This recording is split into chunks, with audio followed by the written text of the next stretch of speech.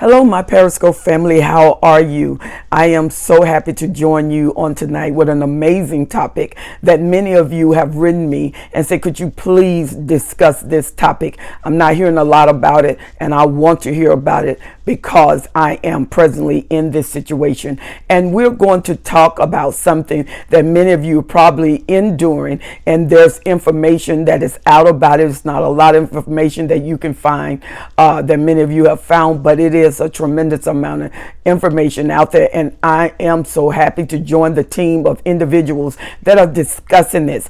Empaths are amazing people. They're very powerful people, but there are times when empaths are wounded people, and they may have grown up in the home of one narcissist, or some of them have grown in the home where there's two narcissists. And anytime you grow up in the home with two narcissists, you don't have two major forums. There's a major forum and a subordinate forum. There's always what we call the master narcissist and the narcissist that is subservient to that master narcissist. And when you as an empath grow up in the home where there's two narcissists, a lot of times you're without affection, you're without the right emotion. There's plenty of emotions, but you may be without the right emotions. And when you are without the right emotions, it hampers your growth. It strikes you as abnormal to start expressing yourself, though you have these instincts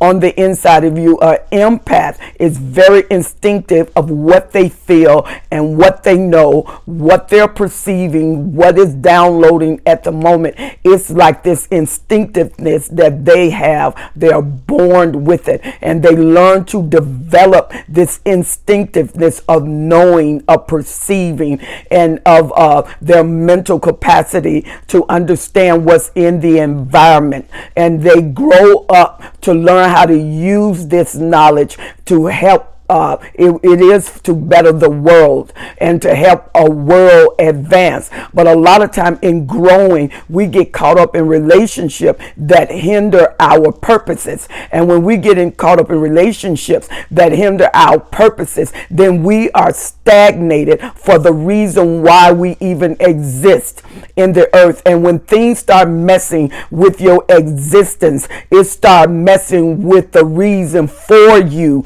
to exist. And thus we're dealing with the wounded empath. And then sometimes empaths come out of homes, but they go into school systems, they make friends. That is a mockery because they're so different. Their mind is wired different, their systems are wired different, and their brain don't work like other people work. They work at a higher sensitive level, a higher knowing level, and sometimes a higher understanding level. And they don't know what to do with all of this because usually there is no training for this empath. They go through experiences that talks back to them. They go through experiences that instruct them. And when they don't have a mentor, then they just grow up with the experience, whether it's faulty or it can be an experience of strength. And so now, unlike the time when we were growing up, there are many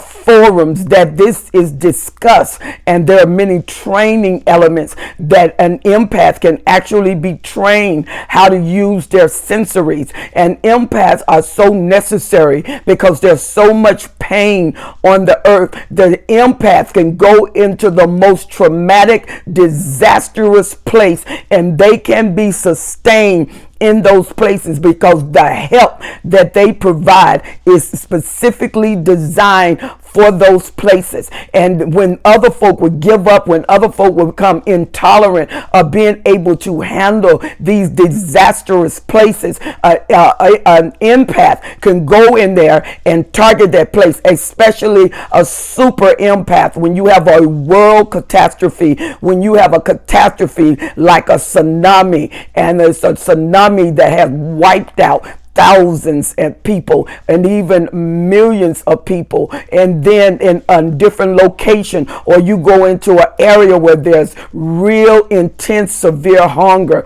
starvation, or a militant place where there's deaths everywhere, division everywhere. An empath has been designed to use their feelings, to use their wisdom to go in, because the moment they hit trauma, the moment they hit catastrophe, the download of strategy start working, because those mercy gifts and gifts of compassion go right in where it needs to go, and they just instinctive, they jump in there with both feet and they start to help. And so your question is, if they are that instinctive, how does an empath who is that sensitive end up with a narcissist to destruction?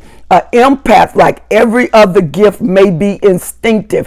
Being instinctive doesn't mean you master your craft. You have to learn your craft, why the craft is there, what you do with it, what triggers it, how to protect it, how to set up embargoes against any contaminants that wants to destroy that gift. We don't learn that because most of the time we have grown up in faulty relationships, and we have grown up in dysfunctional homes, and so you are already different in a dysfunctional home, a dysfunctional society. So you never learn to come out, because people think that you're weird, something wrong with you, you're nerdy, you're crazy, and so you get all of these negative stamps to your life that you have to overthrow and oppose. And most of the time you learn to oppose them, because empaths sometimes absorb information, because an empath, when something needs to be fixed, the empath do feel an obligation to go into that regiment and get the right mechanism to set it back online. That is an empath. But an empath has to be taught. When the empath has been wounded, let's utilize that.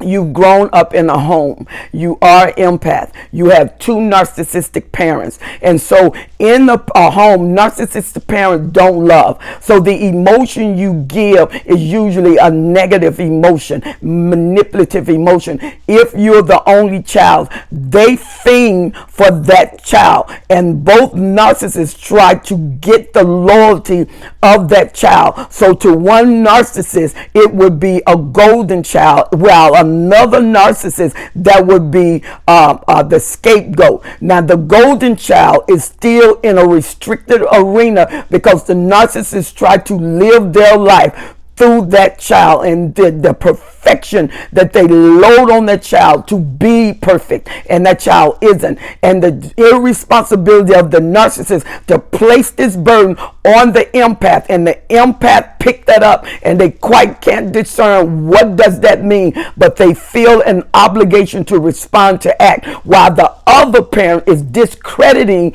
that child, because that narcissist think that child is the golden child. So the other narcissists get jealous of the child, the attention of the child, and they display hatred for that child, or they display separatism for that child, or they punish that child, manipulate that child. So the child is torn between both parents. And then sometime when the parent is so hard on that child, and the child don't come through for the parent that consider them the golden child, because you got to remember the golden child intertwined with being the golden child, because when that golden child does not please the narcissist or do what the narcissist say, the narcissist can re-stamp that child black, and then that child becomes the scapegoat. And when that other narcissist that has stamped the child to be a scapegoat realize that when the other one has stamped it as a scapegoat, it pleases the other narcissist. Now the child is a golden child to the opposing force. So the child is always emotionally torn, and then sometimes the narcissists come together in agreement and torment that child, because neither can win the child, and they take all of the bitterness, all of the division and manipulation out on the child. The child, even as young as 5, 7, 10, can get discarded in the house, where the narcissist is going to silent treatment to punish the child. And when the narcissist is mad at each other, the child usually is the one that's placed in the room, placed in the closet, or is devaluated until things, and you got to remember, in a home, which we're going to deal with in another video, the subordinate and the mastery. You got two narcissists that won't cave in, that won't give in. The subordinate give in to get from the mastery, but the mastery don't cave in to break the subordinate. And so this wounded child is growing up like this, and they usually grow up with wounds. And most people they can become very introverted. They go into themselves because now they feel responsible for these irresponsible parents, and they're wounded and they're torn. Not even suicide is away from them. A lot of wounded empaths, because of their loyalty and because of their need and because of their knowing and because of their understanding, don't see the reason to exist, because they can't give themselves. They can't love. They don't know what love is. It's something to grow up, and you never had a person to hug you, to tell you I love you. It was always some manipulation behind it, or to never be touched. You grow up without a touch. You're fed, you're clothed, you are all the natural things are done for you, but not the emotional things. You're not touched. And then when you go to school, you already have this frequency. Don't attach yourself to me. So when you want to be friendly, a lot of these people can't make friends. A lot of these people are lonely, and then when they do make friends, they pick up so many emotions from the individual. They seem to know things until they almost people are afraid to be with them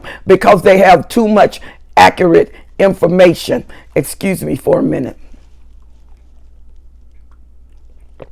So this accurate information that they release, they don't know not to release it. So they start releasing, thinking a friend will understand. And now the friend start calling them weird because they get with other friends. So they're growing up with rejection. They're growing up with senses of abandonment. They're growing up as an orphan child, and they end up with an orphan spirit. The orphan spirit, no matter who you belong to nobody.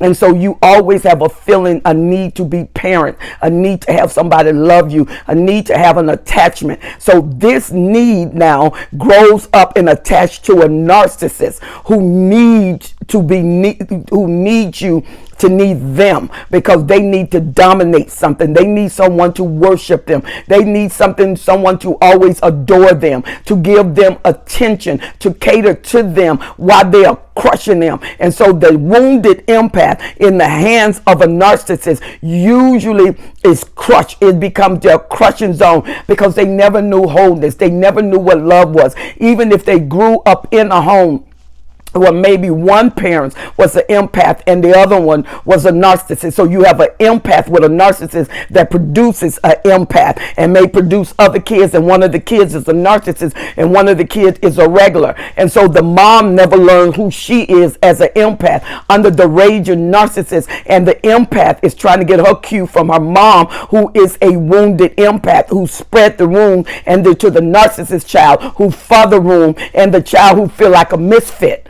And so all of this chaos, they are growing up in all of this chaos. And what if you have two parents, and you have two parents, and one is a narcissist and the other is just a regular parent, but they produce an empath.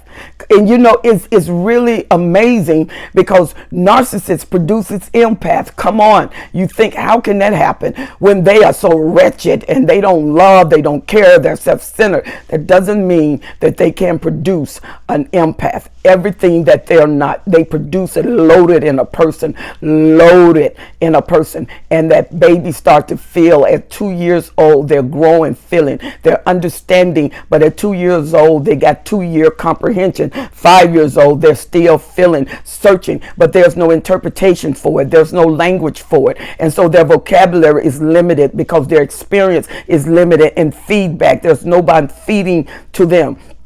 They just know, they understand. They know when dad is getting ready to rage, they can feel him. They know when mom is getting ready to cry, they can feel her. They know when mom is in the bathroom and she's breaking down on the floor, and they can feel mom on edge. So the empath child get nervous. They're only 6 years old and they're nervous. They start to wet the bed. They're squirming in the bed. They go to school. Their concentration is broken. They cannot think, and they feeling the teacher, feeling that something wrong with them, and they don't know what to do because they can feel the teacher feeling them. Then they go to the principal office because they look like they're unattentive and don't want to be there. And it's not that they don't want to be there. They don't know how to access themselves. Nobody speaks their language. Nobody speaks their emotion. Nobody speaks what they're going through. And they got all of these feelings. They can feel the child who just been beaten by the dad, but they don't understand. They just know the child is hurt, but they're hurting too because they're wounded. They're drawn to that wounded child, and the child that everybody neglects, the empath end up with that child. And they don't end up with their child only because they have holes in it.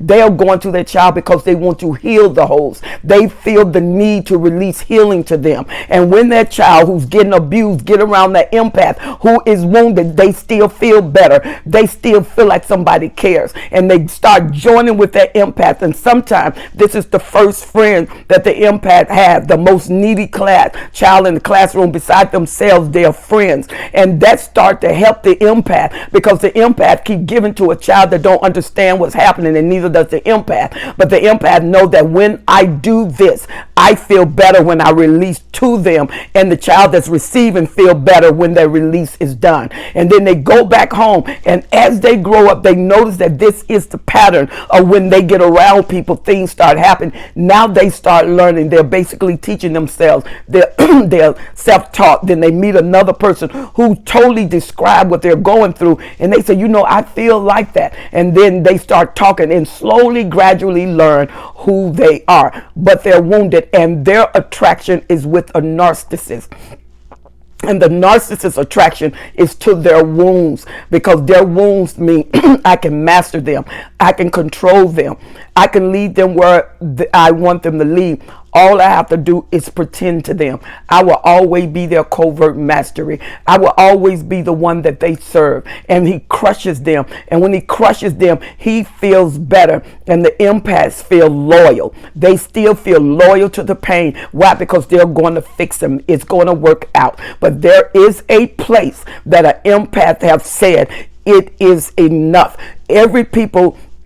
Sometimes people think empaths are weak. Some empaths have committed suicide behind being a wounded empath with a raging narcissist. Some of them in their own homes. They never grow out of their teens because they can't understand what is happening to them, and they commit suicide, and there was no intervention. But there are some that get past that moment. They don't understand. They get past the temptation of suicide, and they grow up, and this narcissist push them and push them. And what happened? They have learned through their teenage years that when I give to somebody, when I help somebody, I feel better. So they start doing that, and they're growing up. They've been with the narcissist 15 years, but they've learned to exercise who they were in helping. And the narcissists begin to notice the power of them. And this is fearful, because there comes a place, it's a look in their eye, it's a feeling they give off, it's an aura in the atmosphere when the empath has enough. A super empath is a knowledgeable empath who have grown from the immaturity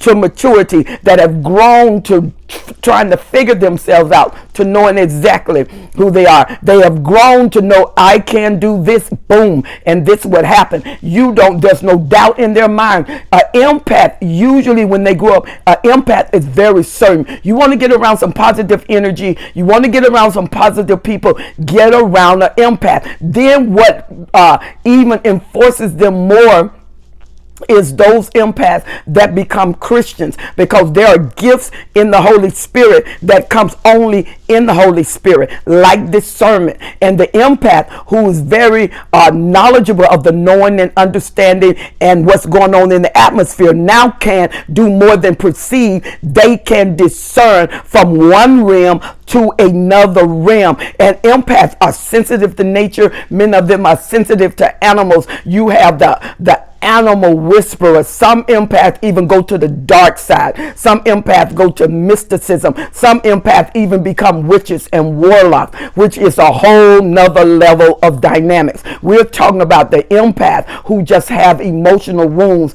They have holes in their souls. They have their souls where they've been wounded. Their souls have been strapped down, stressed out, and their souls need to breathe. They need resuscitation. They need oxygen in their mind. They need oxygen in their emotions. They grow up, and most of the time the wounded attach to the wounded. When you get an empath that's confident, a lot of times they can be tricked over into being with the narcissist, because the narcissist sometimes is like an android. They can't quite pick up on them, or they can actually get confused about them because they're used to human emotions. And this right here is almost indescribable. But when they get them, they got them. And when they grow up in a relationship and the narcissist done messed around here and allow this empath to educate themselves, to grow into their gifting, to grow into the talent that they have, to grow into understanding, to grow in a personal relationship with Jesus Christ,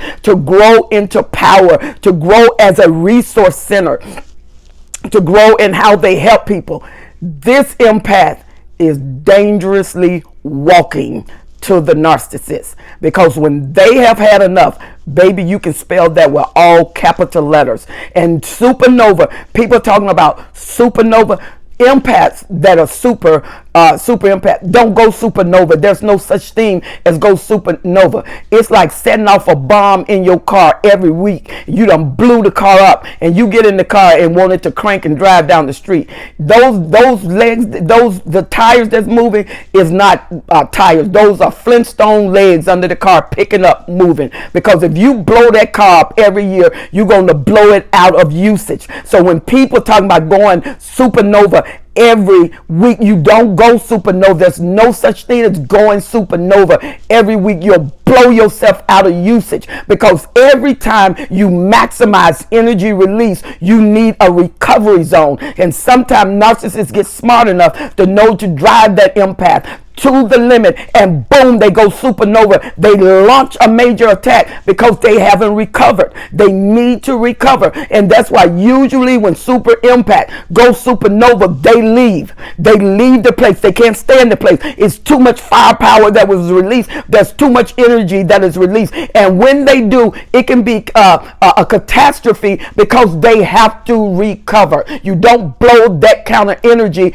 and not recover from that kind of energy. So, but narcissists soon learn not to mess with a super empath. So those of you young empaths, stop naming yourself super empath. Grow into what you're doing. Learn in what you're doing. Mature in what you're doing. Learn the kind of firepower, the levels of fire. Super empath, unless they explode, know how to level that power, because they know the greater the power, the longer the recovery time. And so you cannot get out of motion, especially if you got a family, especially if you got a children. Empaths are known, especially super empaths, they are known to hold back. Come on here. They're known to hold back because they know if they release, what kind of force field that's going to be. A super empath is super B-A-D with another capital D and 3 apostrophes. They are super awesome, but they have learned, they have had experience, they've had relationship, they've had successes, they've had failures. Not that they didn't know, they had to learn how to use what they know. So a wounded empath in the hands of a raging menace narcissist can be very dangerous when you don't learn and you don't talk. I hear everything that is going on, but a wounded empath has to be healed in order to be effective and efficient. They got to get around other healers. And sometimes even in churches that don't quite naturally understand their flow, can have a misnomer. It takes time. An empath does exist. Come on. And it's different when you are perceiving and when you are discerning. It's different when the empath is operating in the spiritual giftings and their instinctive talents, because they know, they understand, and they perceive, and they are assigned in this earth just like everyone is assigned. So a wounded empath in the hands of a narcissist usually get around this narcissist. They hyperventilate because they can pick up the deception.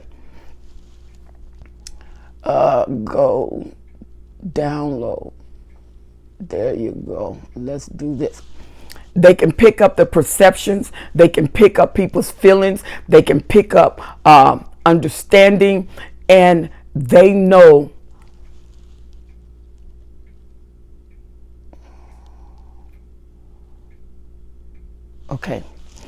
and they know where they're efficient and effective. I'm going to stop here, and we're going to do a part 2 of the wounded empath. I pray that you have enjoyed this video. Please feel free to write me at destinyhelper12s@gmail.com. destinyhelper12s@gmail.com. I appreciate you being with me during this time, and I thank you so much. Please subscribe to this video, push the bell. Every time I come on, you will know that I have uploaded new material. I'm going to do a part 2. Let me know in the comments below what you think about this video. If you are a empath, please put a few comments of this kind of experience, especially if you were wounded and you had to be healed, or you are in a wounded state and you're going through the process right now. We can help you. I do sessions. You can write me at destinyhelper12s@gmail.com. destinyhelper12s@gmail.com. I do offer sessions, and if you are a wounded empath, there is healing, and there's always a way out, and there's always a way up. I'm Helen Sattler, your Destiny Helper. Remember to subscribe, like, and share the video. I will see you on the next video.